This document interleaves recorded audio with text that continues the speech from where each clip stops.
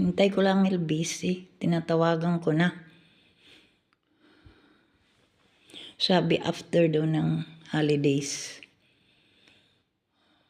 Tatawag daw sila before manhe. Punta dito. Pero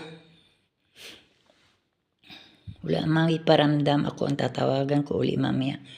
Alas 10 ang ilang alas 10 ang kanilang open ng office nila.